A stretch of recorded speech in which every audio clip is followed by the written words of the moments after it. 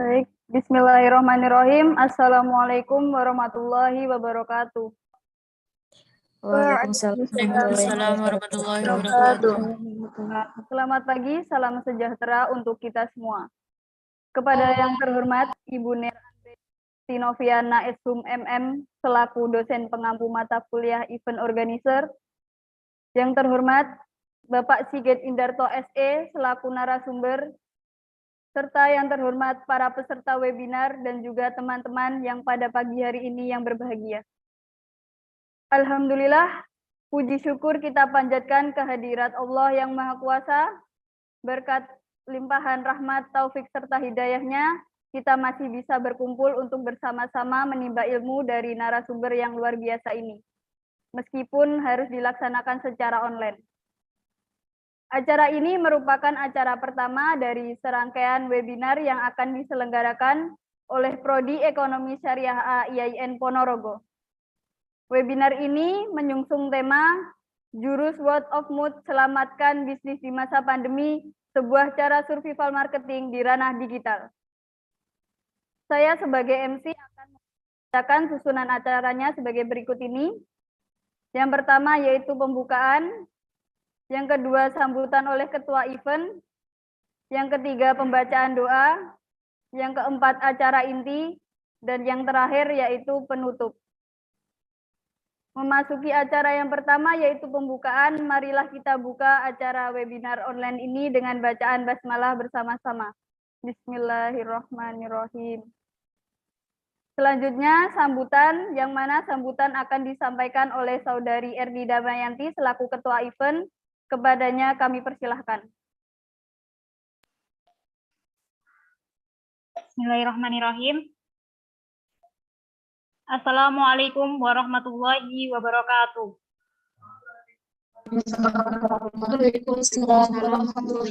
Alhamdulillahirabbil alamin wa bihi nasta'in wa la umuri dunya waddin. Wassalatu wassalamu ala asrofil anbiya'i wal mursalin wa ala alihi wa sahbihi ajma'in, amma ba'du. Yang terhormat Ibu Niar Anggraini Hestinoviana Eshum MM selaku dosen pengampu mata kuliah event organizer. Yang saya hormati Kak Sigit Indarto selaku pemateri dalam webinar ini. Yang saya hormati rekan-rekan panitia dan tak lupa seluruh peserta yang berbahagia. Pertama, marilah kita panjatkan puji syukur kepada Allah Subhanahu wa taala yang telah melimpahkan rahmat, taufik, hidayah serta inayahnya kepada kita semua sehingga kita dapat berkumpul secara virtual dalam acara webinar dengan tema Strategi Word of Mouth Selamatkan Bisnis di Masa Pandemi, sebuah survival marketing di ranah digital, tanpa ada halangan suatu apapun. Tak lupa sholawat serta salam, semoga tetap tercurahkan kepada junjungan kita, Nabi Agung, Nabi Besar, Nabi Muhammad, Sallallahu Alaihi Wasallam, yang kita nanti-nantikan syafaatnya di Yaumul Qiyamah. Amin ya Rabbal Alamin. Sebelumnya saya mengucapkan terima kasih atas kehadiran seluruh peserta webinar, yang mana tema webinar ini adalah Jurus Word of Mouth Selamatkan Bisnis di Masa Pandemi. Saya harap semua peserta dapat memahami materi yang disampaikan dengan baik dan mendapatkan manfaat ilmu dalam webinar ini. Kemudian tak lupa saya juga mengucapkan terima kasih kepada rekan-rekan panitia yang telah mempersiapkan acara ini dengan baik. Semoga kerja keras teman-teman semuanya dibalas kebaikan oleh Allah Subhanahu wa taala dan ilmu yang ada dalam webinar ini menjadi amal jariah bagi rekan-rekan semuanya. Akhir kata, saya mewakili seluruh rekan panitia memohon maaf yang sebesar-besarnya apabila nanti selama acara berlangsung masih banyak sekali kekurangan dan juga mungkin ada hal yang kurang berkenan di hati para peserta. Kami memohon maaf yang sebesar-besarnya. Mungkin cukup sekian sambutan dari saya. Selamat mengikuti webinar bagi seluruh peserta. Apabila ada kurang lebihnya saya mohon maaf. Sekian. Wassalamualaikum warahmatullahi wabarakatuh.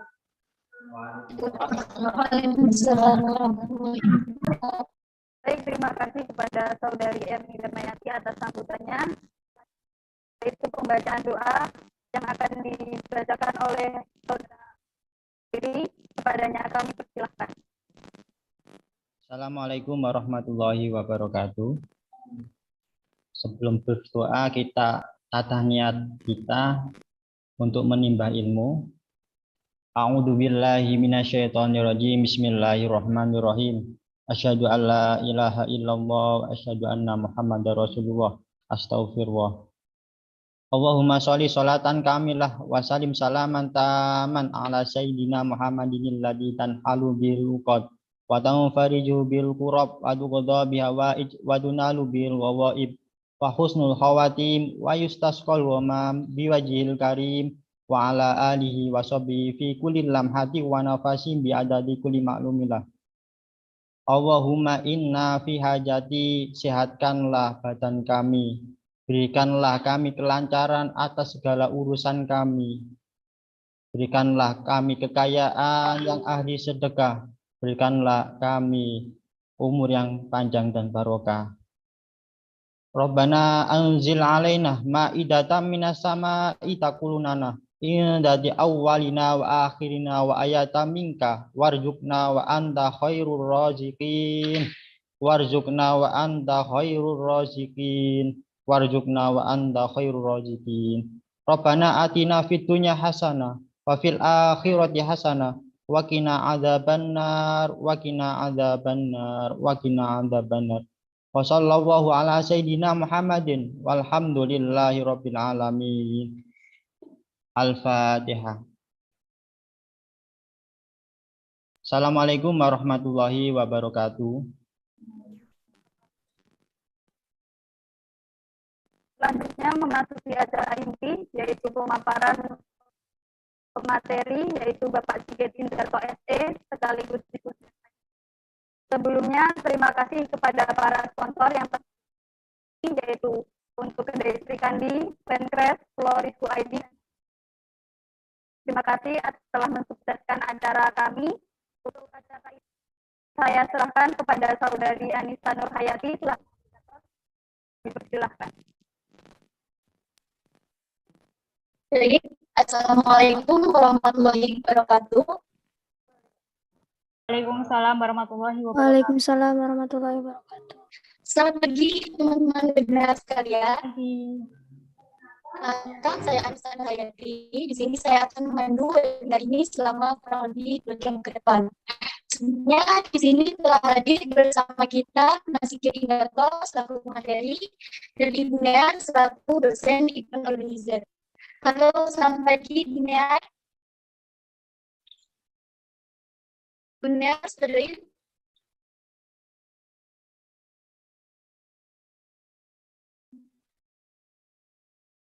Oh iya, halo. Selamat pagi juga Mas Sigit. Halo, selamat pagi.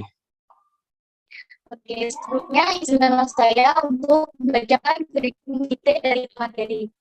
Nama Sigit Indarto SE, tanggal lahir Surabaya 24 Oktober 1995, riwayat pendidikan pada tahun 2002 sampai 2008 di SDN Lutian Ponorogo, tahun 2008 sampai 2011 di SM1 Marit, tahun 2011 sampai 2014 di SKN Sudirman Ponorogo, tahun 2015 sampai 2021 di Universitas Muhammadiyah Ponorogo.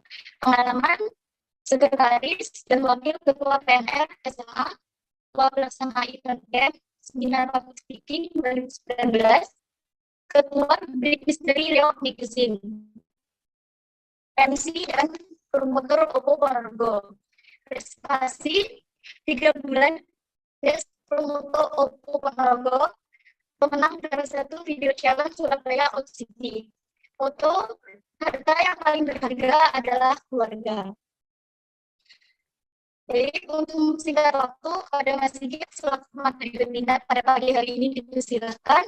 Namun sebelumnya mohon izin untuk waktu penyampaian materinya selama 60 menit. Dan dari panitia nanti akan memberikan door prize bagi 3 penanya terbaik. Jadi mohon untuk peserta mengikuti acara ini sudah selesai. Terima kasih. Silakan Mas Sigit.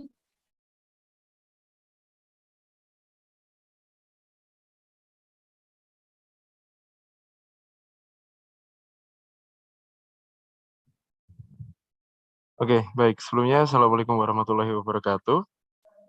Waalaikumsalam Warahmatullahi warahmatullahi warahmatullahi wabarakatuh. Untuk suara saya aman?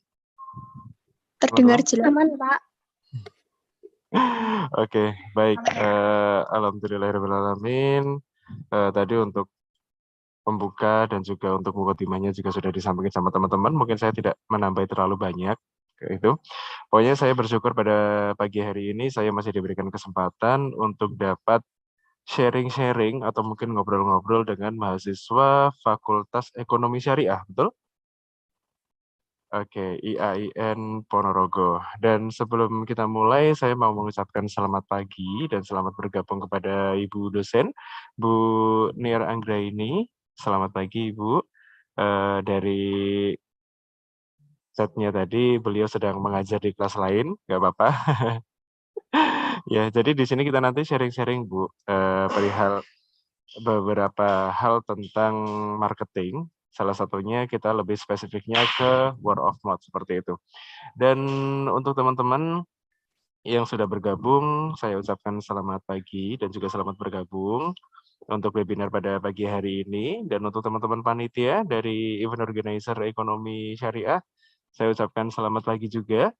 Dan luar biasa sekali, di tengah-tengah pandemi COVID-19 ini kita masih diberikan kesempatan untuk dapat berjumpa kembali. Karena terakhir saya ke IAIN untuk acara seperti ini itu sekitaran tahun 2019 lalu. Itu kemarin acaranya belum pandemi, jadi bisa diselenggarakan secara offline seperti itu. Jadi mungkin karena kita juga menyesuaikan dengan himbauan dari pemerintah untuk acara webinar seperti ini kita buat online seperti itu.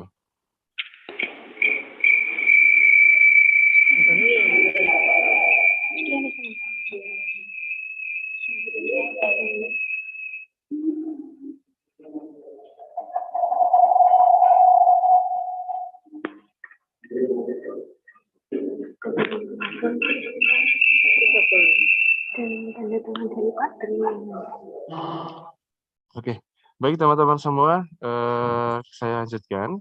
Tadi ada sedikit sesuatu pokoknya. Dan untuk teman-teman pada pagi hari ini kita nanti sharing-sharing aja ya bahasanya. Kita nanti ngobrol-ngobrol aja perihal word of mouth gitu. Mungkin buat teman-teman ada yang sudah tahu word of mouth itu apa?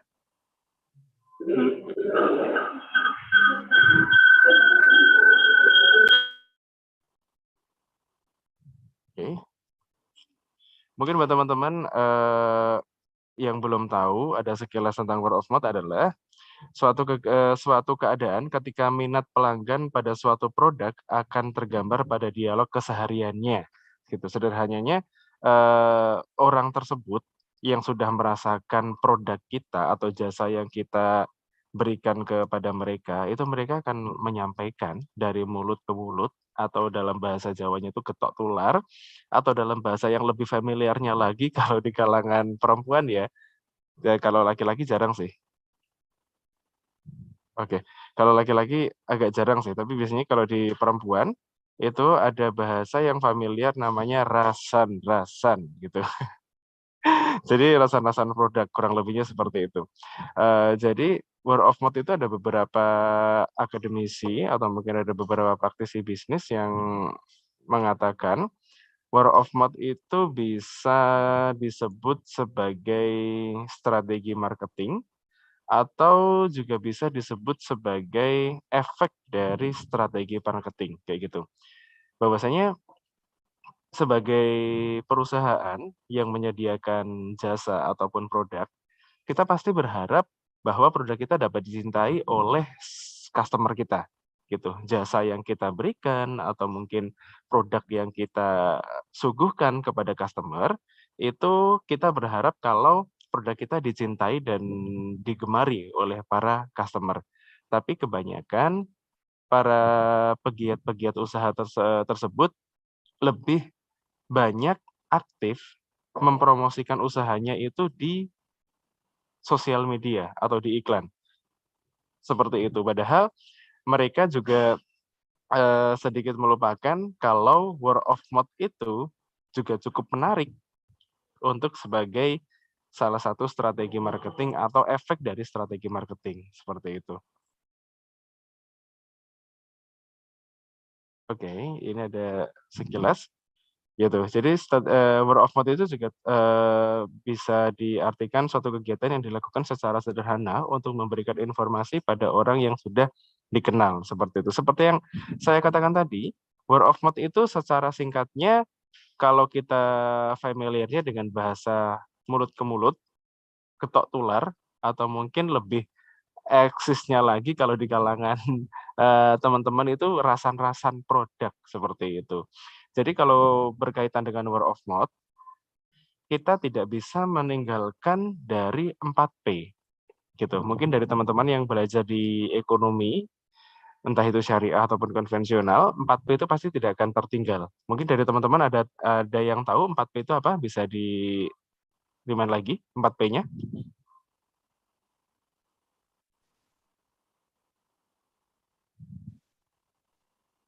Oke, halo?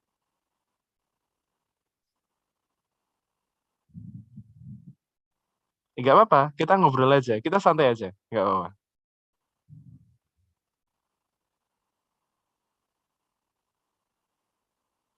Oke, Rianti Ponorogo.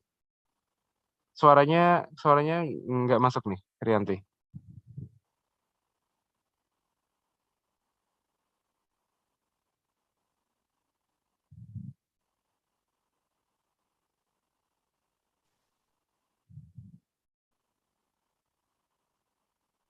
Oke.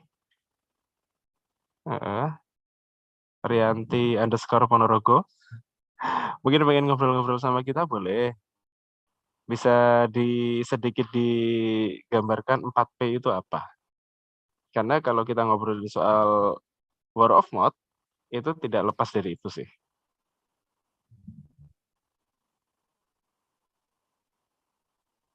Oke, boleh. Ya, kita tunggu. Jadi kalau di ekonomi kita pasti belajar tentang 4P. Seperti itu adalah dasar dari ketika kita mempunyai produk ataupun jasa. Seperti itu sih. Oke, Rianti _ masih menulis. Oke, nggak apa-apa, nggak apa-apa.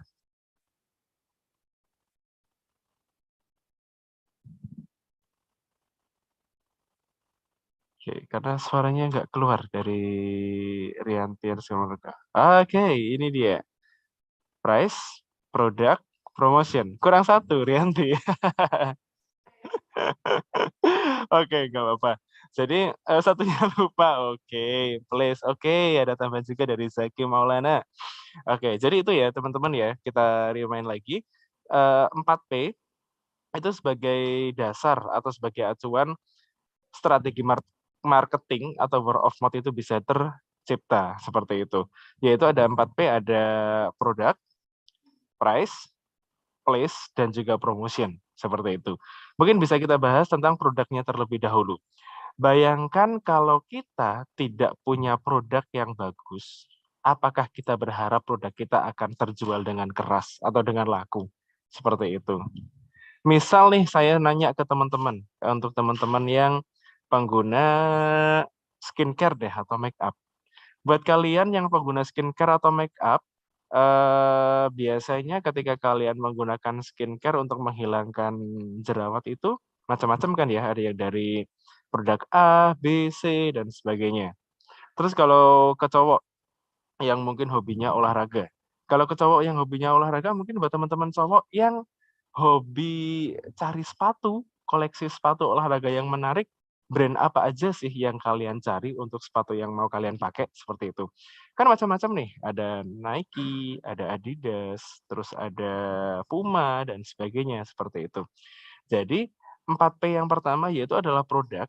Produk ini tidak bisa lepas dari salah satu strategi marketing yaitu word of mouth. Di mana kita nanti bisa menciptakan atau kita bisa menghasilkan produk yang berkualitas yang nantinya bisa menjadi bahan perbincangan dan menjadi nilai kepuasan bagi para customer, seperti itu. Contohlah di kaos. Contohnya di kaos. Saya dulu pernah bekerja di salah satu perusahaan kaos yang ada di Ponorogo. Perusahaan kaos tersebut cukup bagus untuk strategi marketingnya, bahkan untuk kualitas produknya sendiri sangat saya bilang bagus. Di mana ketika kita menciptakan satu produk kaos yang dengan nilai kualitas tinggi, itu memang harus ada spesifikasinya. Kalau dulu itu ada yang namanya meeting product. Meeting product itu kita membicarakan soal ukuran kaosnya, kalau ukuran M itu lengannya seberapa, terus panjangnya ke bawah seberapa, lebarnya seberapa, seperti itu. Untuk yang M. Ada juga yang L, XL, double XL, dan sebagainya. Nah, untuk bahannya sendiri, untuk menciptakan kualitas kaos yang berkualitas baik, itu juga ada spesifikasinya. Kalau untuk bahannya bisa dilihat dari contohlah cotton combat ya, cotton combat berapa S atau berapa puluh S, seperti itu. Nah, mungkin kalau seperti itu oke lah, semua produk kaos kurang lebihnya menggunakan bahan yang sama.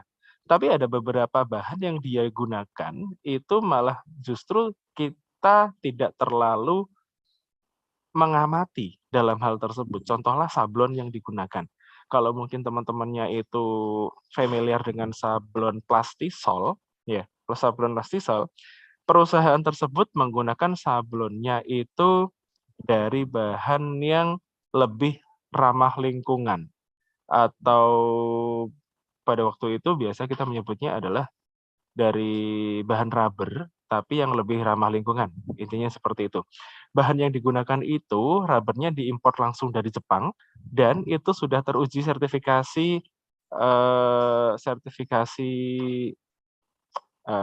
saya lupa deh. Untuk sertifikasinya itu intinya sablon tersebut bisa aman dari bakteri, jamur, ataupun iritasi kulit. Jadi biasanya kalau mungkin dengan orang-orang yang mempunyai masalah kulit, mudah iritasi dan sebagainya, sablon tersebut aman dari hal itu, kayak gitu. Jadi ketika kita pakai, sablonnya itu tidak terasa berat, dan ketika kita yang memiliki permasalahan dengan kulit iritasi, sablon itu tidak akan membuat iritasi pada kulit, seperti itu. Terus ada juga beberapa tambahan yang ada di bagian belakang ini, ada beberapa jahitan, deck namanya, itu berfungsi untuk mengatur kestabilan dari rib leher ini sendiri, seperti itu. Jadi ingin menciptakan produk yang berkualitas, itu memang harus melalui proses-proses yang rumit juga. Nah, salah satunya untuk menciptakan word of mouth itu adalah dari kualitas produk itu sendiri, seperti itu. Jadi kita harus punya produk yang benar-benar bagus, punya value dari produk itu sendiri, di mana produk itu bisa menjadi bahan perbincangan untuk kalian dan teman-teman gitu. Contoh nih si A, ada si Mbak moderator tadi siapa namanya? Sorry. Anissa Nuryatin. Oke, panggilannya Anissa ya? Oke, Ya, Mas. contoh nih Anissa beli produk make up atau produk baju deh, atau mungkin jilbab online seperti itu. Anissa beli produk online dan sebagainya, rekomendasi dari brand ABC, Anissa merasa puas nih. Wah, aku pas banget sama pelayanannya. Selain produknya bagus, pelayanan jasa yang diberikan oleh perusahaan tersebut juga baik. Contoh nih, perusahaan tersebut fast respon ketika di chatting. Perusahaan tersebut humble banget ketika ngobrol dan sebagainya. Karena itu jarang loh, jujur ya.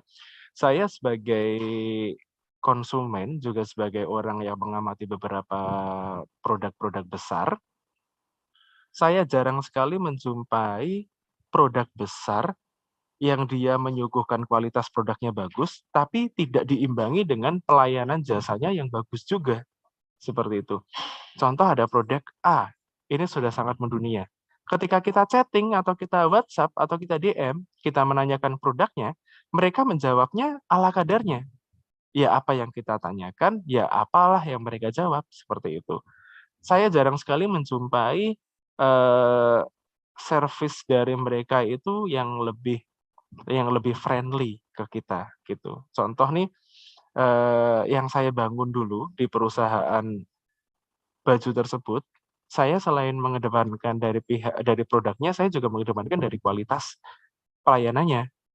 Seperti itu. Contohnya ketika ada yang nge-DM, "Halo Kak, untuk desain ini masih atau enggak ya?" Seperti itu, misal nih contoh seperti itu. Saya harus mengawalinya dengan salam.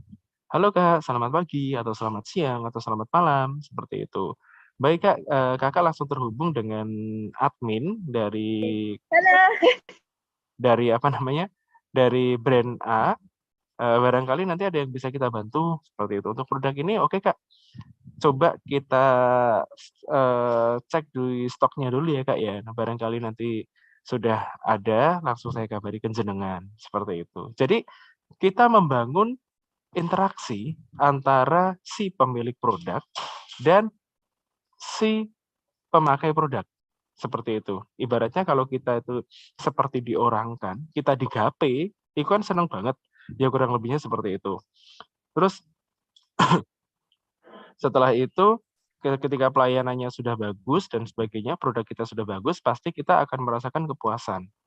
Seperti mungkin tadi Kak Anissa beli produk jilbab yang dari ABC dan sebagainya, dari ABC itu mendapatkan kepuasan banget dari produknya dari pihak yang B, juga pelayanannya dari pihak yang B, seperti itu. Mungkin dari Kak Anissa langsung bisa merekomendasikan ke Kak Rianti, gitu. Ngobrol nih, "Kak Rianti, aku punya nih salah satu link jilbab yang bagus, kemarin tuh aku beli. Produknya bagus, terus harganya juga terjangkau, plus pelayanannya itu juga bagus." "Oh iya toh, di mana?" "Di sini," dan sebagainya. Nah, kegiatan itulah yang kita sebut sebagai word of mouth. Seperti itu, teman-teman. Sampai di sini, ada yang kurang jelas?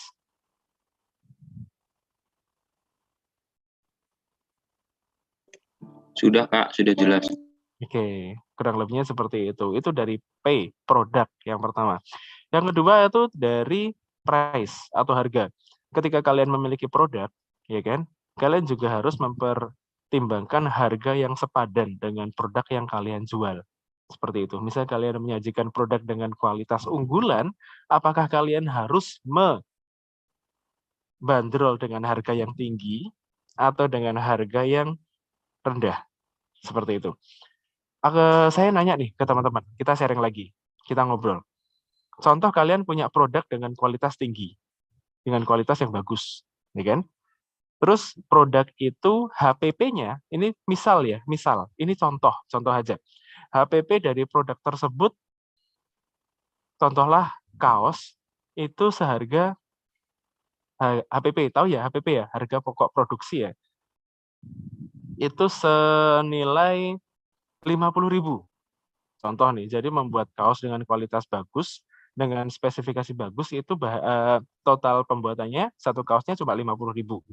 Terus kalian menjualnya senilai 50.000 juga.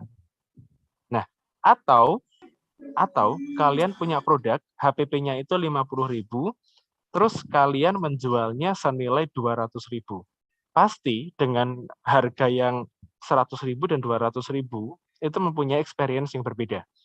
Harga 50.000 itu terjual laris, marginnya tidak terlalu besar, tapi continue, atau kalian punya produk, sekali kalian jual, itu langsung meledak, marginnya sangat besar, atau bagaimana? Maksudnya kalian memilih yang mana? Margin sedikit tapi continue, atau margin sekali launchingnya langsung besar? Mungkin teman-teman bisa ngobrol juga. Milih yang mana? Kira-kira. Margin sedikit tapi continue, Kak. Margin sedikit tapi continue. Oke, ada yang lain?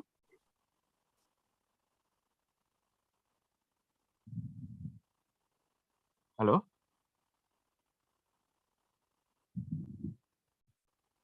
Oke, ada yang ngechat nih. Pilih nomor 1, bro. Oh, ini Mas Idris ya? Oke, halo, selamat pagi Mas Idris. Oke deh. Oke, banyak sekali dari teman-teman yang memilih margin sedikit tapi continue daripada margin besar tapi tidak berlangsung lama gitu.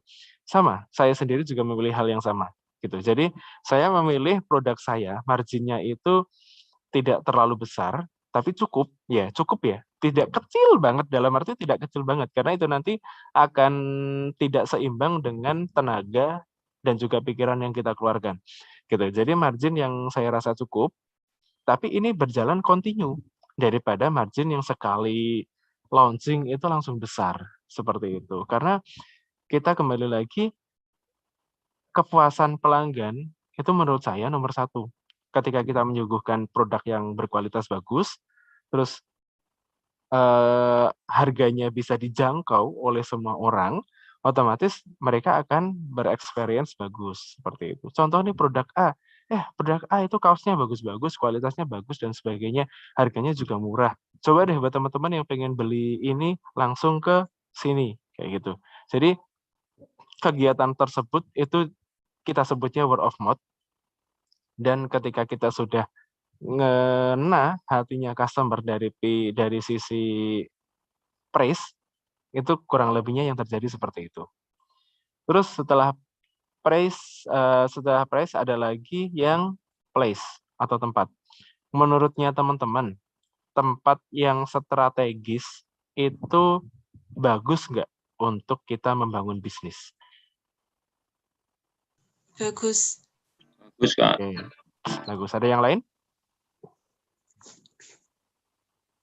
Cocok, oke. Dari Mas Idris. Ada yang lain?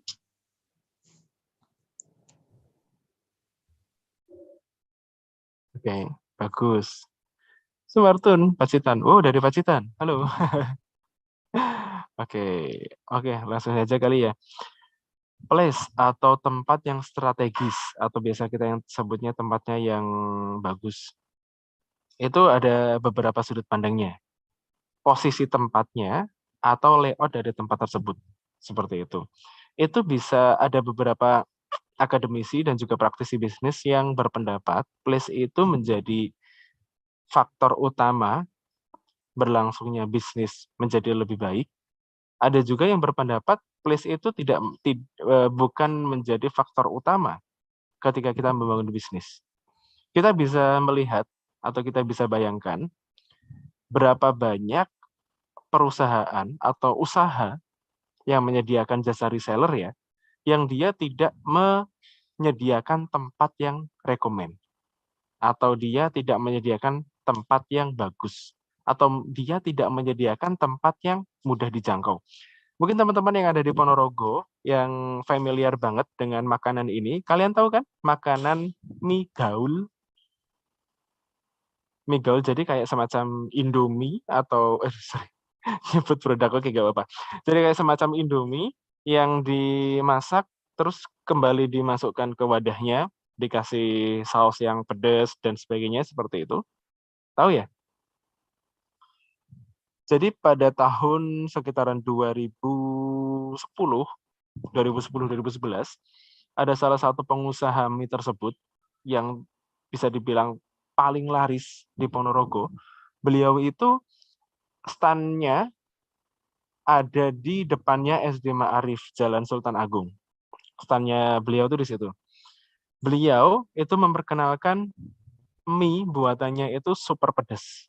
Ada ayamnya, ada tulangnya, dan sebagainya. Dan untuk mie-nya sendiri itu sangat-sangat pedas banget. Nah, dari situ mungkin seiring berjalannya waktu, beliau yang semakin berumur, itu beliau memilih untuk tidak keliling, tapi stay di rumah. Dan rumahnya itu kalau kita mengakses ke rumahnya itu sangat-sangat amat susah. Selain tempatnya delik, dalam bahasa Jawa itu delik, mau akses ke sana itu juga sangat sempit sekali jalannya. Mungkin sekelas motor NMAX masuk ke situ atau PCX mau masuk ke situ, itu sedikit membutuhkan tenaga ekstra gitu, karena jalannya akses itu sangat kecil. Tapi kalian tahu, omset dari jualan mie tersebut sehari, entah itu keadaan sepi ataupun ramai, terutama sepi ya, rata-rata kita pukul rata, omset beliau sehari bisa sampai 700.000. Satu hari jualan mie yang harganya cuma Rp5.000. Bayangin, dia tidak punya tempat yang strategis, tempatnya dia juga tidak di pusat kota, akses ke tempatnya itu juga sangat kecil. Itu namanya mie gaul, atau mungkin teman-teman familiarnya dengan mie Pak Sihar. Gitu. Mungkin nanti teman-teman bisa berkunjung ke sana, bisa dirasakan sendiri experience-nya bagaimana. Karena saya cukup berlangganan di sana. Kayak gitu. Jadi aksesnya jalan sangat susah dan tempatnya sangat delik banget, sangat terpencil. Tidak berada di pusat kota, tidak terlihat ketika kita lewat naik motor, kendaraan dan sebagainya, tiba-tiba kita lihat, oh ada mie ini. Oh tidak seperti itu. Tapi itu ramenya Masya Allah. Sehari omsetnya itu rata-rata 500 sampai 700 ribu. Bahkan ketika di bulan puasa, itu dalam waktu 2 hari, itu bisa sampai sekitaran 2,5 juta 2 hari. Seperti itu. Bayangin, 2,5 juta itu 2 hari. Kalau dikali 30 hari. Bisa bayangin berapa omsetnya dari Pak Sihar tersebut yang hanya sesimpel jualan mie seharga 5.000 tapi bisa menciptakan omset sekian. Seperti itu. Tapi itu juga tidak bisa dijadikan acuan, teman-teman. Loh, itu jualan mie aja, tempatnya terpencil dan sebagainya, bisa laku keras. Tapi kita juga bisa mempertimbangkan untuk beberapa produk yang nantinya akan kita jual itu memang membutuhkan tempat-tempat yang strategis. Contoh seperti Alfamart Indomaret. Ya, Alfamart Indomaret itu dimanapun kalian berada, coba amatin deh. Kalau di situ ada Indomaret, minimal 200 meter atau mungkin 500 meter dari si Indomaret ini pasti ada Alfamart. Apalagi di kota-kota besar. Alfamart dan Indomaret itu pasti berdampingan. Seperti itu. Kalau dalam bahasa marketing atau dalam teori marketing itu masuknya di Blue Ocean. Jadi di mana tempat tersebut adalah tempat strategis untuk membangun bisnis atau untuk mendirikan bisnis. Entah itu jasa ataupun produk. Seperti itu. Di Indomaret, contohlah di Pagotan. Sebelah barat ada Indomaret, depannya itu ada Alfamart. Itu pasti. Contoh lagi jauh-jauh lah, kalau nggak usah jauh-jauh di Pagotan, di Ponorogo yang ada di daerah Sinduro. Itu Sinduro yang sebelah barat, itu ada Indomaret. Kita agak ke timur sedikit, itu sudah ada Alfamart. Gitu. Jenes ke utara juga seperti itu. Di sebelah kiri ada Indomaret, kalian ke utara dikit lagi itu ada Alfamart kanan jalan. Seperti itu. Jadi ke aja bro ada. Ya, di Niten juga ada. Seperti itu. Jadi bagi sebagian penyedia jasa ataupun produk, place itu menjadi tempat yang penting juga. Apalagi bagi kafe-kafe yang sekarang lagi ngehits, itu ada di beberapa kafe yang ada di Ponorogo, ada Good Mood, ada Ueno, dan sebagainya. Itu menyediakan konsep kafe yang lebih natural, lebih ke alam, dan itu benar.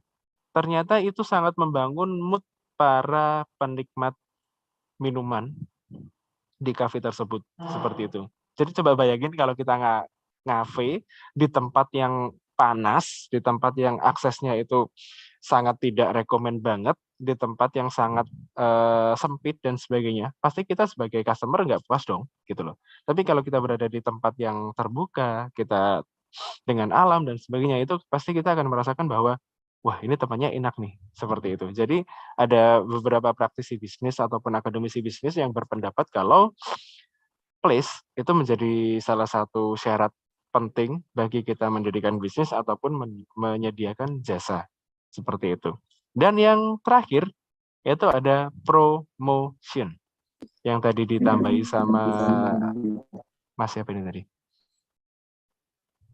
Oh ya, yang tadi disampaikan sama Mbak Rianti, itu ada place, produk, dan promotion. Lupa satunya place sudah kita bahas. Yang terakhir kita ada promotion, teman-teman.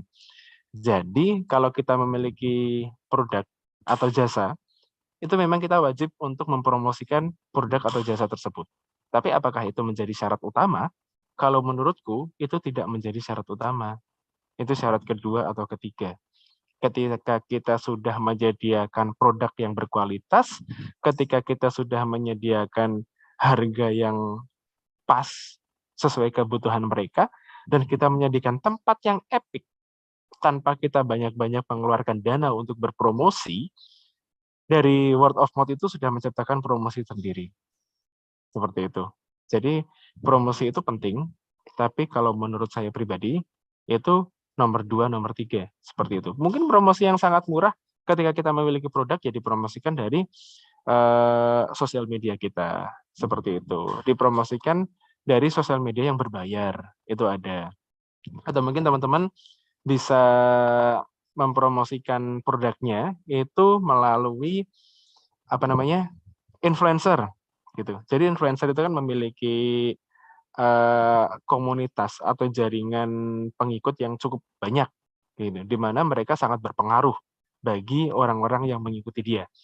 Teman-teman bisa meminta bantuan secara promo berbayar kepada influencer tersebut untuk mempromosikan produknya gitu. Tapi tentunya ketika kalian mempromosikan produk, jangan sampai keluar dari rule influencer tersebut gitu. Contoh nih, ada influencer olahraga yang dia aktivitasnya sering diposting di sosial media dan sebagainya itu adalah kegiatan olahraga. Terus tiba-tiba kalian datang menyuguhkan baju-baju yang tidak ada kaitannya dengan olahraga. Seperti itu. Ya mungkin itu relate, tapi menurutku kurang tepat. Seperti itu. Mungkin kalau teman-teman menyodorkan seperti makanan, tapi makanan yang sehat ya. Makanan yang sehat yang bisa nge-support untuk orang-orang yang hobi olahraga dan sebagainya, itu bagus. Atau mungkin teman-teman menyodorkan produk seperti celana buatan kalian yang cocok banget untuk olahraga dan sebagainya, seperti itu. Ada lagi mungkin influencer yang lebih religius. Contohlah beliau atau si perempuan tersebut lebih sering menggunakan gamis dan juga hijab panjang. Tiba-tiba kalian datang menawarkan, Mbak, promosikan dong produkku. Produknya apa, Mbak? Ini produk kaos olahraga, singlet. Ya nggak pas dong. Seperti itu. Kalian juga harus mempromosikan sesuai dengan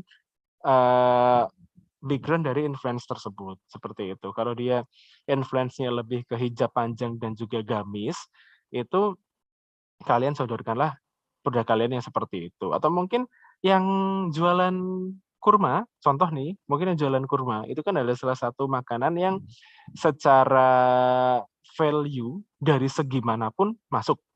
Jujur ya. Jadi ini kita ngobrol sedikit. Saya dulu pernah diikutkan sama perusahaan saya di seminar yang diadakan setiap 6 bulan sekali. Seminar tersebut biayanya cukup mahal. Bukan cukup mahal lagi, saya sangat bilang sangat mahal. Gitu, karena saya diberangkatkan dari perusahaan dan saya tidak perlu mengeluarkan apa-apa, oke, saya berangkat saja. Kalian tahu, seminar tersebut paling murah. Biayanya itu 4.800.000 sekali seminar. Tapi seminarnya itu berlangsung selama 3 hari. Itu biasanya berada di Bogor pada waktu itu. Seminarnya itu nilainya sekitaran 4.800.000, itu yang paling murah. Dan yang menengah itu 4.800.000, yang menengah sekitaran 7 juta, yang lebih tingginya lagi ada sekitaran 9 juta, yang paling tinggi ada sekitaran 12 juta. Itu untuk 3 hari seminar. Dan itu di seluruh Indonesia hanya dipilih 100 audiens, tidak lebih. Seperti itu, bayangin. Itu seminar apa gitu loh. Saya datang ke sana seminar marketing seperti apa gitu. Tapi ternyata di seminar marketing tersebut dibahas tentang beberapa hal tentang marketing yang itu di luar dari konsep marketing yang selama ini kita pikirkan. Seperti itu. Ada di situ yang mengatakan kalau saya tadi membahas soal kurma ya, saya lebih keinget itu tentang salah satu teorinya itu ada hot button. Jadi satu produk itu harus ada hot button-nya atau nilai spesifikasinya atau nilai lebih spesifiknya. Kurma itu bisa diambil dari beberapa nilai spesifik. Contoh nih, di hot button itu ada 5. Ada di bagian sosialnya, ada di bagian kesehatannya, ada di bagian religiusnya, ada di bagian sosialnya, terus ada di bagian beberapa hal lain, seperti itu. Kalau dari kurma, yang lebih saya tekankan itu di bagian kesehatan dan juga religius. Itu yang bisa saya angkat. Hot button-nya ada 2, yaitu ada religius, ada juga kesehatan. Kalau dari segi kesehatan, kesehatannya seperti apa sih, Kak? Jadi kurma itu bermanfaat untuk kesehatannya A, B, C, dan sebagainya. Untuk teman-teman yang menyukai manis, itu bisa menggunakan kurma sebagai alternatif pengganti gula, mohon maaf, pengganti gula. Karena kandungan manis alami dari kurma itu aman untuk tubuh, seperti itu.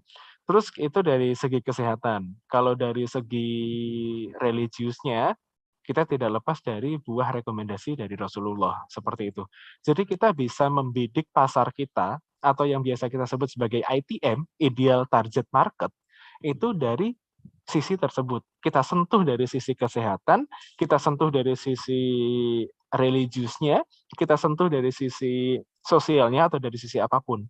Seperti itu. Kalau dari sisi sosial, contoh, buat teman-teman di sini ada yang pengguna HP iPhone? Bisa angkat tangan atau angkat kaki di sini? Oh, tidak. Buat teman-teman di sini yang pengguna HP iPhone, saya nanya deh, HP iPhone kalian itu lebih banyak kalian fungsikan sebagai apa? Bisa dijawab melalui chat atau mungkin voice juga bisa. Open mic bisa, silakan. Pengguna HP iPhone loh ya.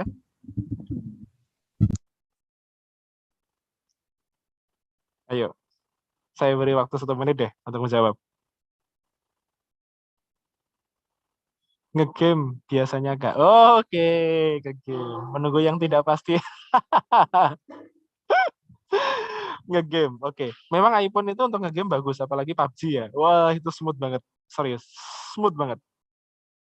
Ada lagi selain menunggu yang tidak pasti, kamu punya HP bagus tapi untuk menunggu kabar yang tak pasti ya. Aduh. Kasihan loh itu iPhone. Buat kerja Kak, Aufar Diki. Oke, mungkin untuk Aufar bisa dijelaskan buat kerja yang kerja seperti apa? Kameranya Kak, oke, kamera, betul. Ada lagi yang mungkin buat Aufar Biki bisa dijelaskan kerjanya seperti apa?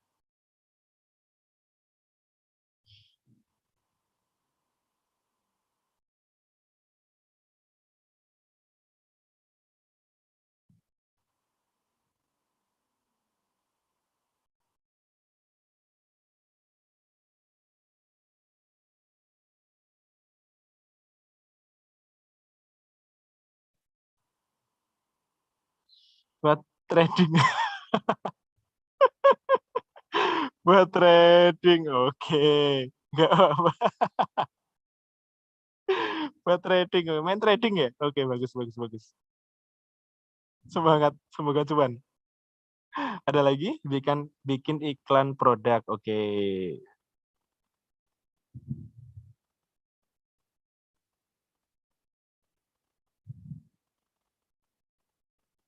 Ada lagi selain itu? Memang kalau dari segi kamera ya, jujur dari kamera handphone, itu yang memiliki kualitas kamera yang sangat bagus, itu salah satunya dari iPhone. Jadi kalau teman-teman pengguna HP Android, itu kalian akan mengalami ketika HP Android tersebut kameranya sering digunakan, itu kualitas kameranya akan menurun, itu pasti. Tapi ada beberapa merek tertentu yang kualitas kameranya itu tidak akan menurun. Yaitu pertama ada Sony, tapi sayangnya Adinda Rizky cari pacar. Dan gimana? Udah nemu? Udah nemu belum? Gitu. Malu loh kalau kamu punya HP iPhone buat nyari pacar nggak nemu. Ayahmu sama ibumu yang nggak punya HP iPhone, mereka bisa ketemu. Bahkan mungkin mereka masih surat-suratan, mereka bisa ketemu, bisa menikah. Kamu punya HP iPhone, apalagi iPhone 12, kok nggak punya pacar, itu sakit loh. Serius. Sakit itu. Nggak jadi pacar. Ganti Samsung auto nemu. Seperti itu.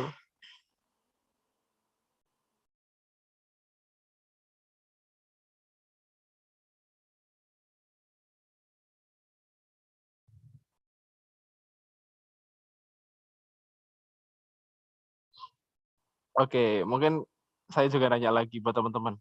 Ada yang tahu yang punya iPhone, yang punya brand Apple itu siapa?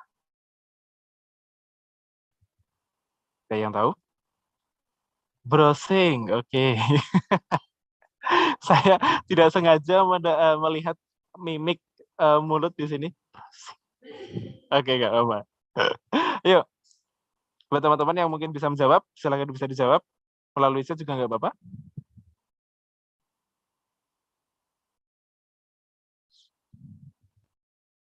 Owner dari iPhone. Yuk. Ada satu ungkapan menarik dari si owner tersebut. Oke, Steve Jobs. Betul. Udah nemu. Yang browsing kelamaan, udah nemu. Betul. Jadi gini teman-teman. iPhone, ya, Steve Jobs itu pernah mengatakan kalau dia merasa kaget. Ini yang Steve Jobs katakan ya. Ini yang beliau katakan. Jadi Steve Jobs itu sangat kaget dan merasa sedikit kecewa ketika produknya itu ternyata tidak difungsikan dengan baik. Seperti itu. Dalam arti para pengguna iPhone di seluruh dunia, terutama di Indonesia, itu lebih memilih untuk hot button-nya di bagian sosial. Betul? Buat kalian yang punya HP iPhone, entah itu iPhone 11, 12, atau mungkin sekarang ya pre-order iPhone 13, kalian akan lebih suka foto di pantulan cermin daripada foto yang sekedar gini. Ini ya, daripada foto yang sekedar itu. Tapi kalian akan lebih suka lebih suka foto itu di pantulan cermin. Seperti itu. Buat yang pemilik HP iPhone, terutama yang biasa saya temukan itu yang perempuan, kayak gitu.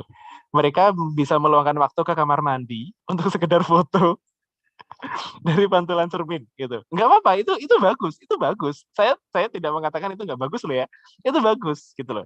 Jadi secara otomatis para pengguna iPhone itu membangun branding tentang iPhone itu hot button-nya dari bagian sosialnya, di mana ketika kita sebagai pengguna handphone iPhone itu akan meningkatkan derajat sosial ataupun eksistensi kita. Seperti itu. Mungkin teman-teman ketika di tongkrongan, mungkin di Good Mood atau mungkin di Ueno dan sebagainya yang itu banyak banget orang, ketika kalian menggunakan iPhone 12 nih yang kameranya ada 3, kalian akan dengan bangga mengeluarkan HP-nya gini, seret. Oke. Jadi tepat di depan kalian dan HP-nya diangkat agak tinggi, padahal agak ke bawah gini pun bisa. Seperti itu. Tapi mungkin kalau yang HP-nya masih belum support banget atau dan sebagainya, mungkin agak malu-malu atau bagaimana seperti itu. Nah, dari iPhone itulah kita juga bisa belajar hot button-nya atau value yang lebih spesifiknya itu di bagian sosialnya. Gitu. Jadi kira-kira teman-teman nanti bisa memperkirakan ketika kalian nanti mempunyai bisnis, entah itu produk ataupun jasa, itu yang paling sangat berpengaruh itu adalah di bagian sosialnya kalau menurut saya. Itu akan lebih merata untuk semua customer yang ada di Indonesia ataupun yang ada di Ponorogo untuk lingkupnya. Seperti itu. Untuk bagian religius bisa, tapi itu nanti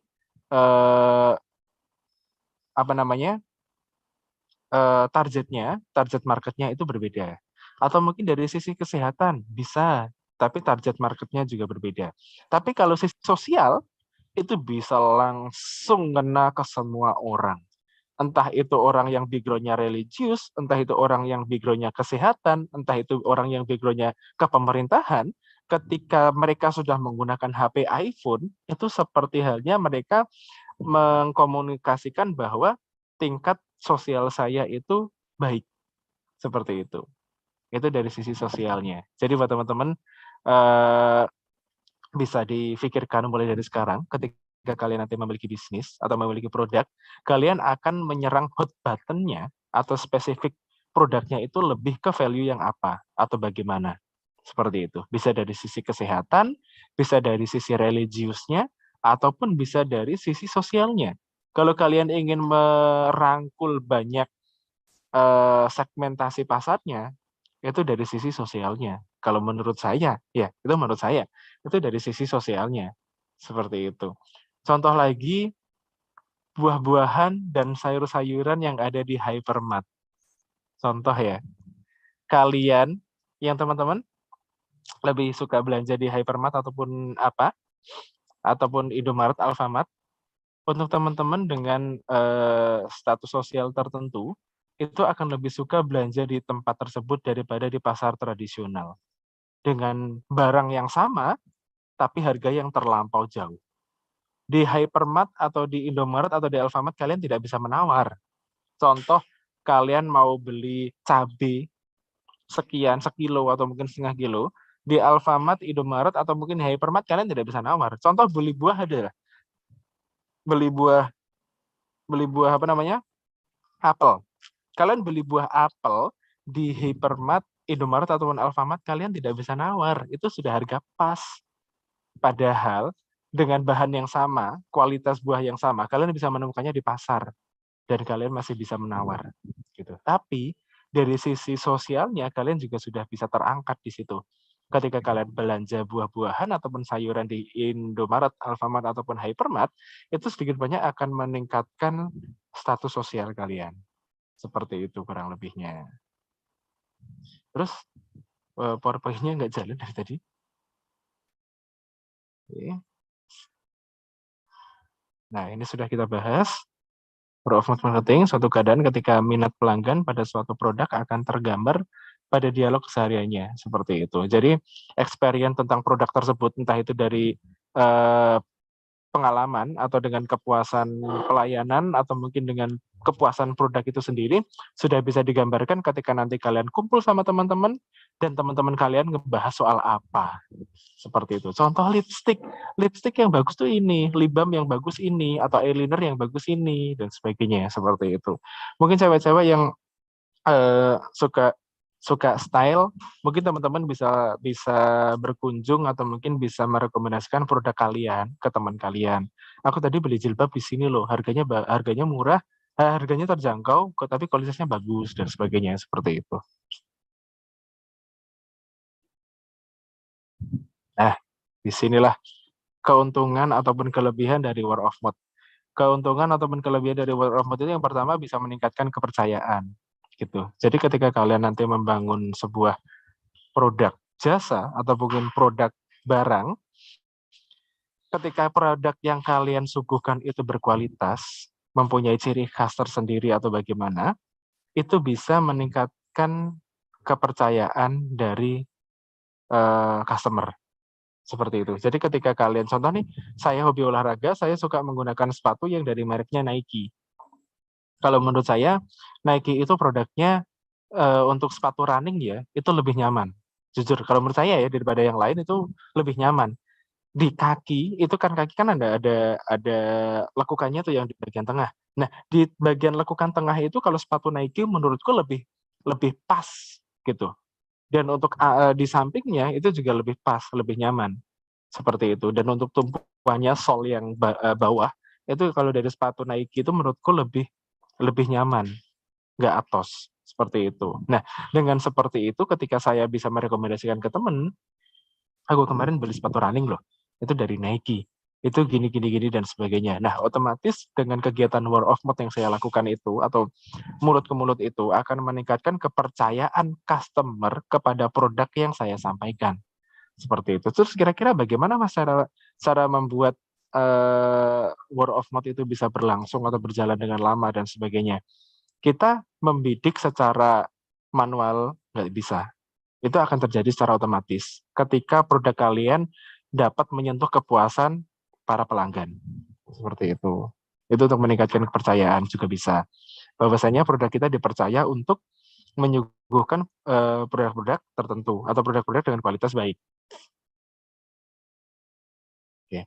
Kalau untuk roti yang ngetren lah di Ponorogo, ada roti Nabila gitu. Jadi roti Nabila itu menyuguhkan roti dengan kualitas yang baik, dan di sisi lain di branding untuk place-nya atau tempatnya itu lebih place yang lebih religius seperti itu. Jadi buat teman-teman yang penikmat roti basah dan merasa puas dengan pelayanan ataupun produknya dari Roti Nabila akan pasti merekomendasikan ke teman yang lain. Wah, ini teman ada yang sakit nih, ini teman ada yang ini nih, enaknya dibawain apa? Dibawain roti aja. Loh, rotinya beli di mana? Di Roti Nabila. Seperti itu. Itu meningkatkan kepercayaan customer bahwasanya produk kita itu bagus. Seperti itu. Ada juga untuk membangun brand. Jadi membangun brand supaya lebih besar, lebih berkembang, dan lebih banyak dikenal oleh masyarakat luas. Seperti itu bisa dari word of mouth-nya. Seperti itu. Bahwasanya itu tidak lepas dari meningkatkan kepercayaan pelanggan untuk membangun brand kita, bahwasanya brand kita itu baik. Seperti itu. Terus ada juga dari acara yang melibatkan komunitas, itu meningkatkan word of mouth juga bisa. Jadi acara yang melibatkan komunitas itu ketika kita memiliki produk, kita bisa menyasar bentuk promosi produk kita itu melalui komunitas gitu. Jadi misalnya ada produk sepeda motor dari Yamaha ataupun Honda, ya kan? Kalian bisa menggunakan salah satu strategi marketingnya adalah kalian mensupport para komunitas touring sepeda motor dan sebagainya. Atau mungkin yang sudah pernah saya terjun langsung itu dari perusahaan Covino. Covino. Itu salah satu perusahaan pengembangan dari rokok jarum. Dari Covino itu saya kenal sama leader eventnya yang untuk ngehandle wilayah Jawa Timur. Itu beliau sering menggait para komunitas bikers sepeda motor untuk untuk bergabung di acaranya seperti itu. Jadi dari Covino itu mendukung acaranya dan sebagainya, disponsori penuh oleh Covino, dan bikersnya itu disediakan atau difasilitasi dengan fasilitas yang luar biasa dari Covino.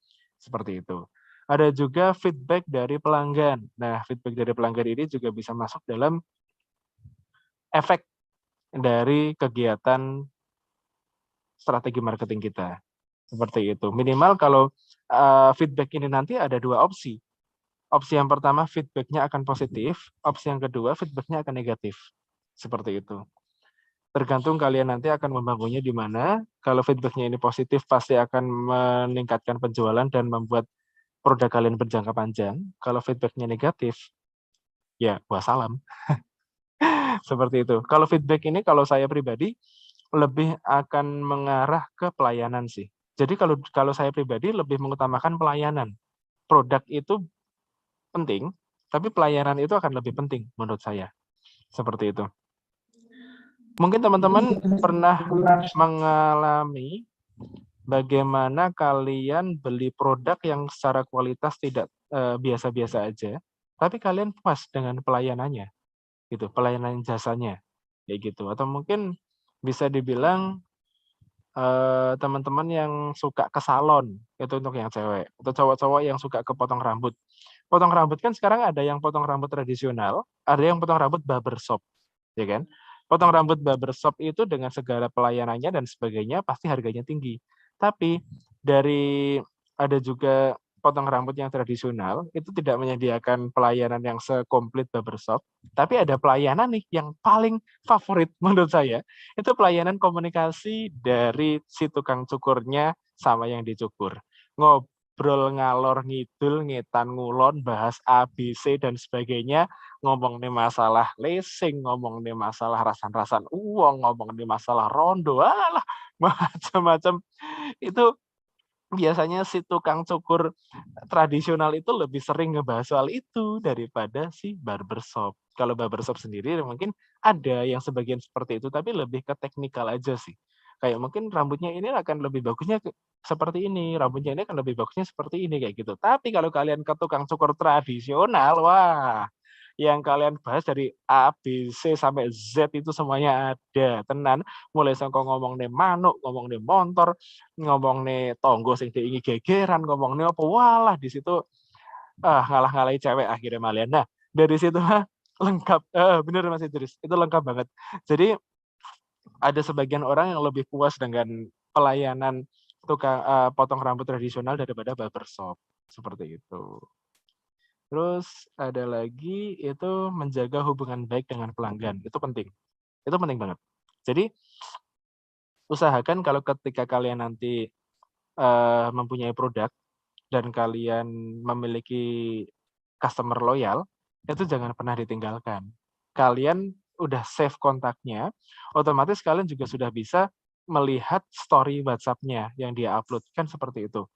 Nah, untuk menjaga komunikasi dengan pelanggan itu supaya tetap baik, salah satunya adalah dengan kalian basa-basi seperti itu. Contoh nih, ketika, jujur saya kan promotor handphone ya, promotor handphone di salah satu counter yang ada di Ponorogo.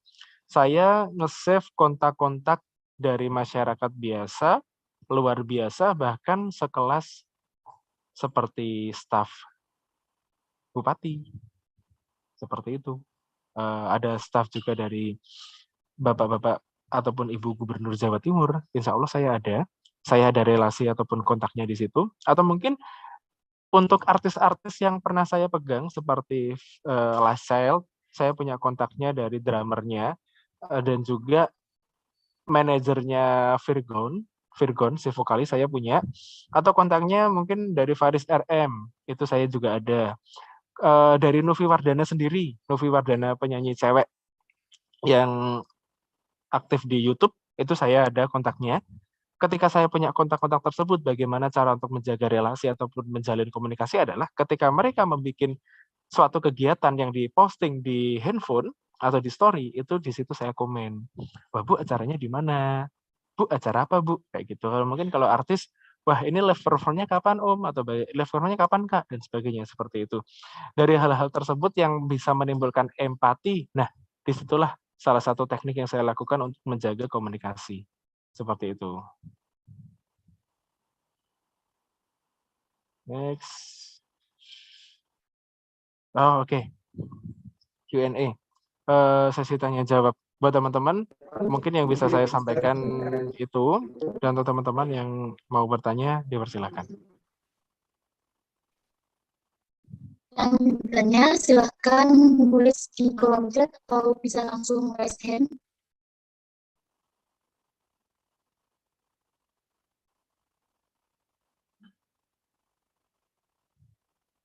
Ya, silakan Pak Zaki.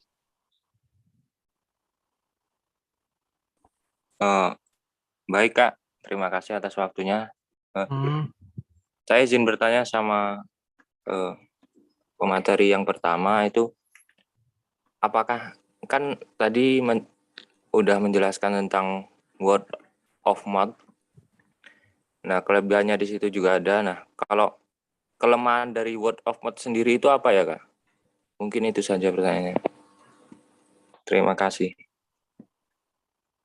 Oke, kelebihan dari word of mouth seperti itu. Kelemahan sudah saya sampaikan tadi. Jadi word of mouth itu ada dua jenis, positif atau word of mouth positif. Positif atau negatif. Kalau word of mouth dari sisi positif, itu kita mereview produk atau jasa dari produk atau jasa yang sudah pernah kita gunakan, dan kita review balik ke teman kita, tapi secara positif. Ini produknya bagus loh, ini pelayanannya bagus loh, dan sebagainya, seperti itu. Tapi, word of mouth itu juga ada yang negatif. Ketika kita memiliki produk, terus produk kita itu ternyata tidak rekomen, atau malah justru menghasilkan experience yang buruk bagi para customer, word of mouth di situ tetap berjalan, tapi dari sisi negatif. Orang satuku produk neng kono, orang satuku kopi neng kono, orang satuku kaos iki dan sebagainya. Seperti itu. Kalau kelebihannya itu, kekurangannya sendiri, kekurangan yang lebih saya terangkan di sini adalah kekurangan lebih spesifiknya adalah kegiatan word of mouth tapi mereview produk yang negatif. Seperti itu.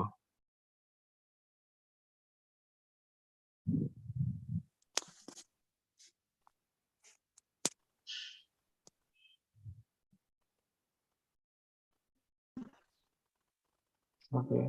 Kedua ini ada Nadia Imelati dari Z, bisa present atau konsen untuk membacakan pertanyaannya.